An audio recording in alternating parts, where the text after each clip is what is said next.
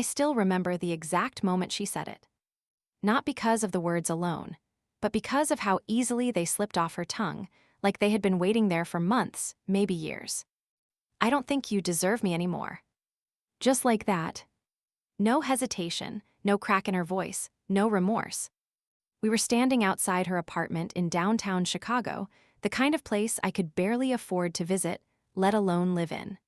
The city lights reflected in the glass windows behind her, making it look like she was glowing, like she belonged to that world. And I didn't. Maybe she was right.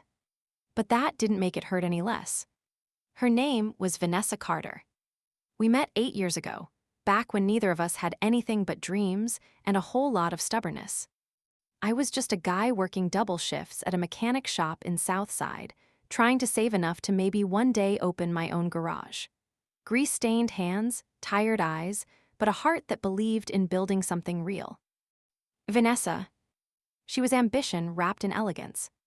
Even back then, she carried herself like someone destined for more. Always talking about law school, corporate firms, power circles, things that felt a world away from where I stood. But somehow, she chose me. Or at least I thought she did. We built something together, or at least I believed we did. I supported her through everything. Late-night study sessions, I was there bringing her coffee. Tuition struggles, I picked up extra shifts. Stress breakdowns, I held her when she cried, whispering that she was going to make it. And she did. God, she really did. Vanessa didn't just graduate, she dominated. Top of her class. Straight into one of the biggest law firms in Chicago.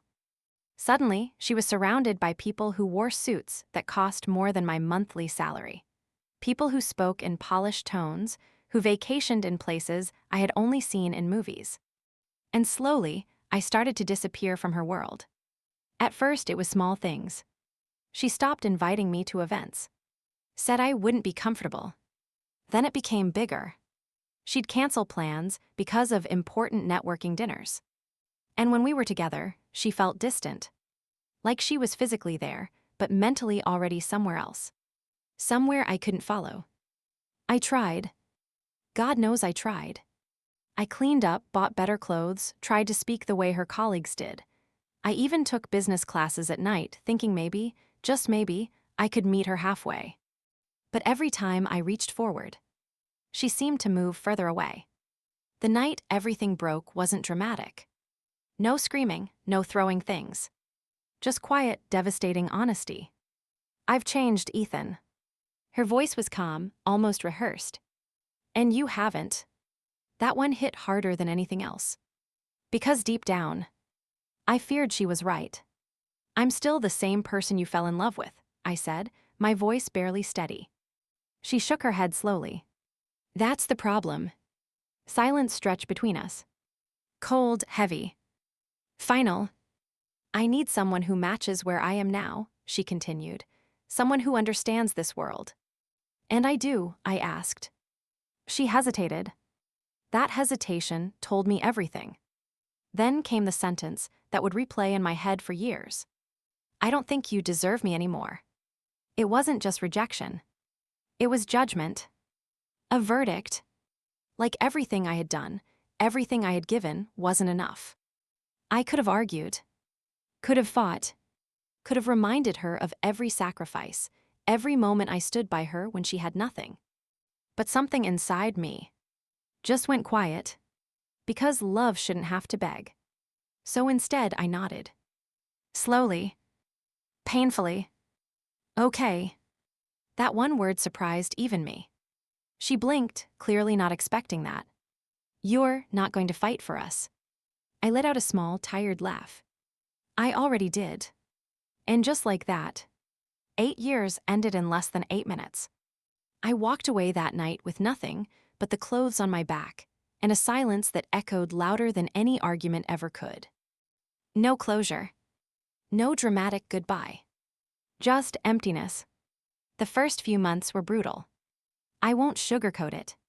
Everything reminded me of her. Songs. Places. Even the damn smell of coffee. I kept reaching for my phone, forgetting there was no one on the other end anymore. But pain. has a strange way of either breaking you or building you.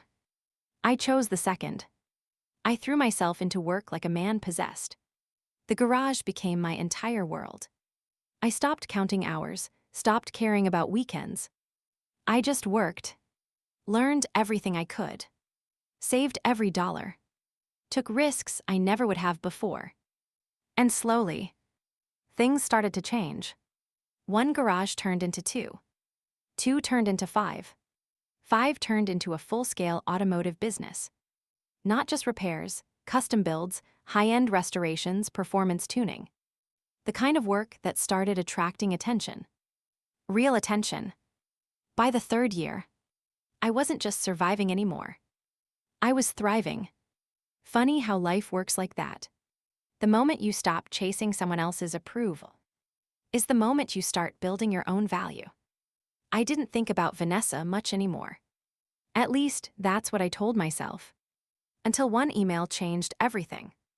Subject line: 10-year university alumni reunion, formal invitation. I almost deleted it. I wasn't the reunion type. Didn't care much for reliving the past. But then, I saw her name on the attendee list. Vanessa Carter. And suddenly, that quiet part of me stirred again. Not with pain, not with longing, but with something else. Something unfamiliar. Closure. 5 years had passed since the night she walked out of my life. 5 years of growth, of rebuilding, of becoming someone I barely recognized compared to the man she left behind. And for the first time, I wondered what she would see. If she saw me now. I didn't plan on going. Not at first.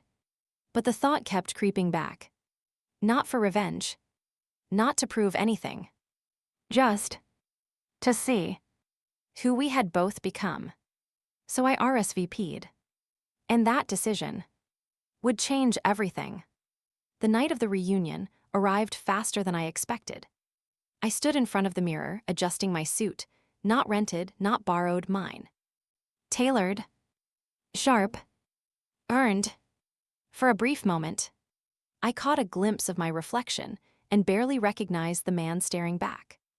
Confident, grounded, different, not better than anyone, but no longer beneath anyone either. And that made all the difference. I stepped into the venue, a luxury hotel ballroom filled with familiar faces, laughter, clinking glasses, and the faint scent of nostalgia. People I hadn't seen in years turned, surprised. Some recognized me instantly. Others needed a second look. Ethan. Wait, is that really you? Man, you've changed. I smiled politely, exchanging greetings, keeping things light. But my eyes, they were searching for her. And then, I saw her. Across the room. Standing near the bar. Elegant as ever. Dressed in a sleek black dress that fit her perfectly. Hair styled flawlessly. Still carrying that same aura of control, of belonging. Vanessa Carter hadn't changed. At least, not on the surface. But something felt different. I couldn't explain it yet. She hadn't seen me. Not yet. And for a moment, I just stood there. Watching. Not with longing. Not with regret. But with clarity. Because for the first time, I wasn't wondering if I was enough for her. I was wondering if she was still the woman I once loved. And just then, as if sensing my presence, she turned. Our eyes met. And everything changed. Her eyes froze on mine. For a split second, I saw it. Shock. Not the polite, kind people fake at reunions, but real, unfiltered disbelief. Like she was looking at a ghost that somehow came back, better dressed. Ethan.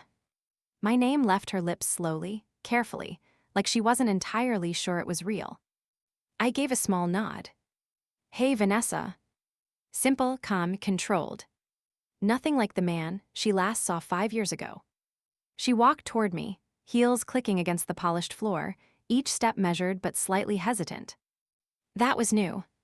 Vanessa Carter was never hesitant. Up close, she looked the same. Beautiful. Sharp. Perfectly composed. But her eyes, they were searching. Scanning me like she was trying to solve a puzzle that didn't make sense anymore. You look, she paused, then let out a soft breath. Different. I smirked lightly. I hope that's a good thing. It's just, she shook her head slightly, almost smiling. I didn't expect this. Of course she didn't. The last version of me she saw was broken. I didn't expect to see you here, she added. I almost didn't come. But you did. Yeah, I said, holding her gaze, I did. Silence slipped between us again. But this time, it wasn't heavy. It wasn't painful. It was curious. So, she said, folding her arms slightly, what have you been up to? There it was. The question. The same one she probably asked everyone tonight. But with me, there was something underneath it. Something personal. I shrugged casually. Work, life, building things. She raised an eyebrow. Still at the garage. I almost laughed. Not because it was funny, but because of how small that question sounded now. No, I said simply, not anymore. Oh, she leaned in just slightly. What are you doing now? I held her gaze for a moment. Not to impress her. Not to prove anything. Just because I could. I own the company now. Her expression shifted. Subtle, but unmistakable. What company? Carter Automotive Group. The name hung in the air between us. And for the first time, Vanessa Carter looked caught off guard. Wait, she blinked, that Carter Automotive. I nodded. The one that's been all over Chicago. Yeah. She let out a quiet breath. Almost like she didn't realize she was holding it. I didn't know, she said softly. I'm not surprised. That wasn't bitterness. Just truth. I started small, I continued. Expanded, took some risks, it worked out. That's impressive, Ethan. I gave a small shrug. It's just work. But we both knew it was just work. It was everything she once thought I couldn't become. Her eyes lingered on me a little longer now. Different. Warmer. More interested. And you, I asked, shifting the focus, still at the firm. She straightened slightly, like stepping back into familiar territory. Of course. Of course. I made partner last year. That didn't surprise me. Vanessa didn't chase success. She demanded it. That's big, I said genuinely. It is. For a moment, it almost felt like old times. Two people who once knew everything about each other. Now catching up like strangers. But beneath it all, there was tension. Unspoken. Unresolved. I heard about you, she said suddenly. I raised an eyebrow. Oh yeah. Yeah, your company has been in the news. High-end builds, celebrity clients. She paused. I just didn't connect it back to you. I smiled slightly. That's fair. Another pause. Longer this time. You look happy, she said. That one caught me off guard. I thought about it for a second. Really thought about it. Yeah, I said finally, I am. And that answer did something to her. I saw it in the way her expression shifted. Just slightly. But enough. Because the last time she saw me, happiness wasn't even on the table. I'm glad, she said softly. But something about the way she said it didn't sound entirely like relief. More like regret. Before I could respond, a voice interrupted. Vanessa. We both turned. A tall guy in an expensive suit approached, confident smile, hand already reaching for her waist like it belonged there. Hey, she said, her tone shifting again, professional, polished. This is Ethan, she said. We went to school together. Went to school together. That was it. 8 years of love.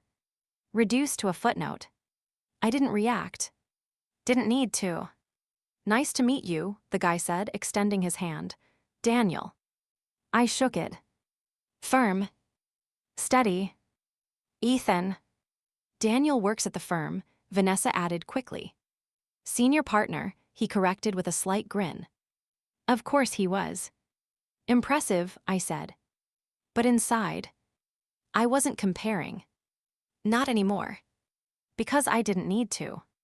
Daniel looked at me briefly, sizing me up in that subtle way men do. So what do you do, Ethan? Vanessa's eyes flicked to me.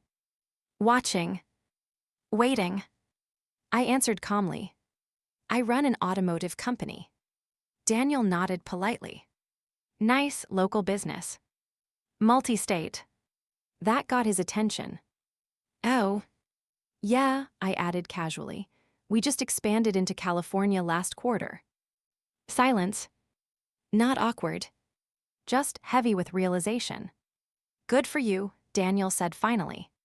But his tone had shifted. Just slightly.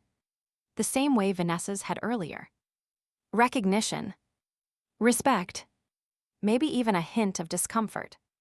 I'm going to grab another drink, Daniel said, glancing at Vanessa. You want anything? I'm good, she replied. He nodded and walked off. And just like that, it was just us again. But everything felt different now. Because now, she knew. You never told me, she said quietly. Told you what? That you were capable of all this. I looked at her for a long moment. Then I said something I hadn't planned. You never gave me the chance. That landed. Hard. She swallowed slightly, eyes dropping for just a second before meeting mine again. That's not fair. I tilted my head. Isn't it? Silence. Because deep down, she knew. I thought I knew who you were, she admitted. And you were wrong. Her lips pressed together. Yes, she said softly. No defense. No excuses. Just honesty. And somehow, that hit harder than anything else. I didn't think you'd grow like this, she added. I let out a quiet breath. Neither did I. That was the truth. Because everything I became came after she left. Not because of her. But definitely. After her. I made a mistake, she said suddenly. There it was. The sentence I once dreamed of hearing. The validation. The regret. The acknowledgement. And yet, it didn't feel the way I thought it would. I know, I said calmly. Her eyes widened slightly. You know. Yeah. No anger. No bitterness. Just clarity. And you're just okay with that. I thought about it. About the nights I couldn't sleep. The days I questioned my worth. The years it took to rebuild myself from the ground up. Then I looked at her. I'm okay with who I became because of it. That answer broke something in her. I saw it. In the way her composure cracked just slightly. Ethan, her voice softened, almost vulnerable now, do you ever think about us? I didn't answer right away. Because that question deserved the truth. Sometimes, I admitted. Her eyes lit up just a little. Hope. Dangerous thing. But not the way you think. And just like that, it faded. What does that mean? It means I remember what we had, I said, but I also remember how it ended. She looked down. Ashamed. I was wrong, she whispered. Yeah. I thought I needed someone, at my level. And now. She looked back up at me. Eyes glistening just slightly. Now I realize I left the person who would have built the world with me. Silence. Heavy. Real. And for the first time that night, Vanessa Carter didn't look powerful. She looked human. But here's the thing about timing. It doesn't wait. It doesn't rewind. And it definitely doesn't care about regret. I'm happy for you, Vanessa, I said quietly. That wasn't a lie. But it also wasn't what she wanted to hear. Because what she wanted was a second chance. And for the first time in years, I was the one holding the power. And I wasn't sure what I was going to do with it. Behind her, I saw Daniel returning. And suddenly, the moment felt like it was slipping away. Like whatever was about to happen next would change everything. Again, Vanessa noticed it too. "Ethan," she said quickly, urgency creeping into her voice, "can we talk? Like, really talk?" I looked at her, at the woman who once broke me, and now stood in front of me. Not as someone above me, but as someone reaching. And for a brief second, the past and present collided. Old love, new reality, and a choice that would define everything that came next. I took a slow breath. And then, I answered. I took a slow breath. And then, I don't think that's a good idea. The words landed softer than I expected. But their impact, immediate. Vanessa's face didn't fall all at once.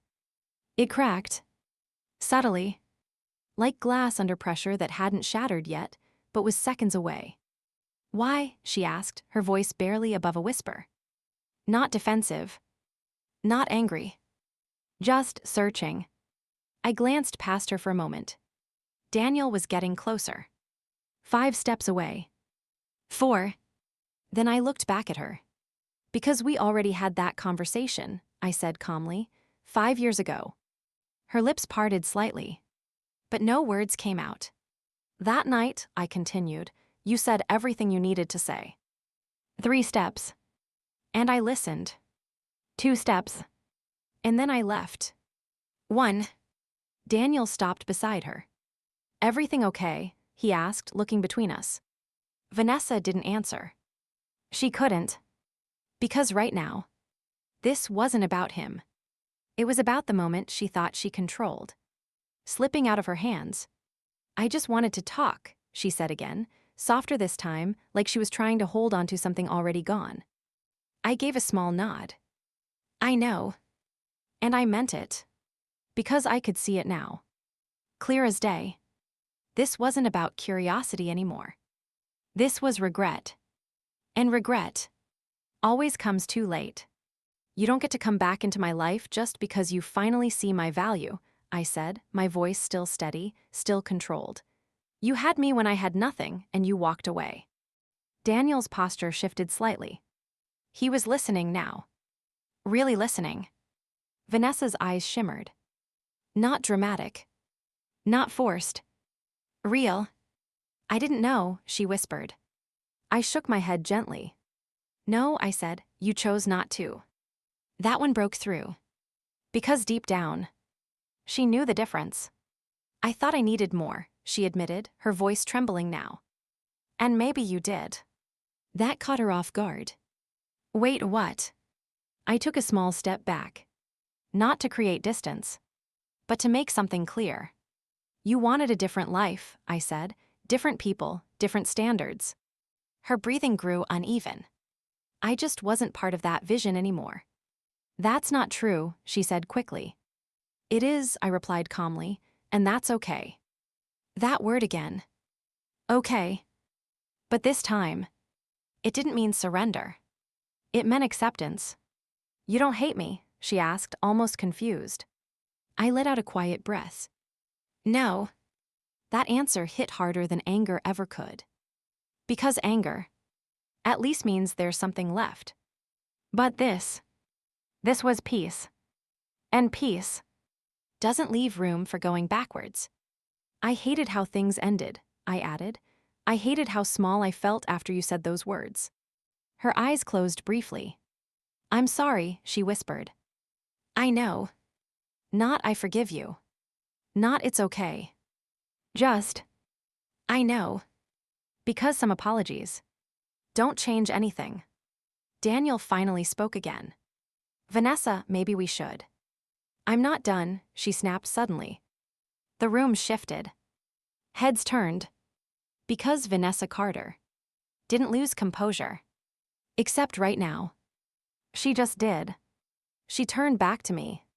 "Ethan, please," she said, stepping closer. "We had something real, we did." I didn't move. "Yeah," I said. Her face softened. "Hope again." Dangerous. But real doesn't mean forever, I finished. And just like that, it shattered. I was there when you had nothing, I continued, and I would have stayed when you had everything. Her tears finally fell. Silent. Uncontrolled. But you didn't believe that, I said. I was wrong, she cried softly. Yes, I said. No hesitation. No sugarcoating. Because truth doesn't need decoration. Then let me fix it, she said desperately. Let me try again. That sentence, that exact sentence, was everything I once prayed for. Back when I would have done anything. For one more chance. But life has a way of changing what you're willing to accept. I already did, I said quietly. She froze. What? I already fixed my life, I clarified. I rebuilt it without you. Her breathing hitched. And I like who I am now. That was the part she couldn't fight. Because she could see it. In my posture. In my voice. In the way I wasn't reaching for her anymore. You're really just going to walk away, she asked, her voice breaking completely now. I looked at her one last time. Not with anger. Not with love. But with understanding. I'm not walking away, I said. A small pause. I'm just not going back. And that was the difference. Silence wrapped around us. Heavy. Final. Daniel placed a hand gently on her shoulder. This time, she didn't shake it off. Because somewhere in that moment, she realized something. She didn't lose me tonight. She lost me. 5 years ago. She just didn't feel it until now. I hope you find what you're looking for, Vanessa, I said sincerely. And for the first time, she didn't try to stop me. Because she knew. She couldn't. I turned and walked away. No hesitation. No second glance. No regret. Just forward. Always forward. The noise of the reunion faded behind me as I stepped out of the ballroom. The cool night air hit my face. Clean. Refreshing. Real. I exhaled slowly. And for the first time in years, there was nothing heavy on my chest. No what-ifs. No maybe someday. Just peace. I pulled out my phone. Not to check messages. Not to scroll. Just to look at something simple. My company dashboard. Numbers. Growth. Progress. Proof. Not for her. For me. A black car pulled up in front of the hotel. Mr. Hayes, the driver asked. I nodded. Your ride is ready. I stepped in. As the door closed, I took one last look at the building behind me. Somewhere inside was a chapter of my life that once defined everything. But now, it was just a memory.